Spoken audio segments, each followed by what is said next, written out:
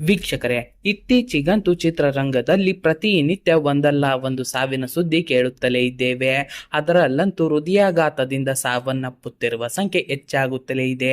ಇದೀಗ ಅದೇ ರೀತಿ ಖ್ಯಾತ ಯುವ ನಟ ತನ್ನ 37ನೇ ವಯಸ್ಸಿನಲ್ಲಿ ಹೃದಯಾಘಾತದಿಂದ ಸಾವನ್ನಪ್ಪಿದ್ದಾರೆ.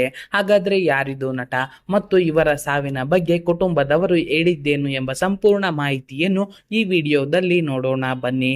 ಅದಕ್ಕೂ ಮುನ್ನ ನಿಮಗೂ ಕೂಡ ಹೃದಯಾಘಾತದಿಂದ ಸಾವನ್ನಪ್ಪುತ್ತಿರುವುದು ಬೇಸರವಾಗುತ್ತಿದ್ದರೆ ತಪ್ಪದೆ ಈ ವಿಡಿಯೋನ ಲೈಕ್ ಮಾಡಿ, ಹಾಗೆ ನಮ್ಮ ಚಾನಲ್ ಅನ್ನು ಸಬ್ಸ್ಕ್ರೈಬ್ ಮಾಡಿ ನಮ್ಮನ್ನು ಬೆಂಬಲಿಸಿ.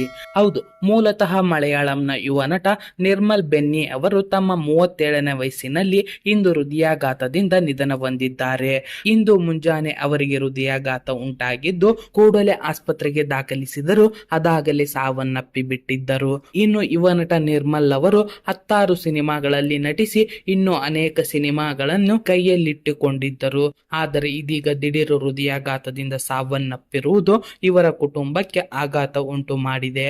ಇನ್ನು ಚಿತ್ರರಂಗದಲ್ಲಿ ಈ ರೀತಿ ಹೃದಯಾಘಾತದಿಂದ ಸಾವನ್ನಪ್ಪುತ್ತಿರುವ ಬಗ್ಗೆ ನಿಮ್ಮ ಅಭಿಪ್ರಾಯವನ್ನು ತಪ್ಪದೇ ಕಾಮೆಂಟ್ ಮೂಲಕ ತಿಳಿಸಿ. ಧನ್ಯವಾದಗಳು.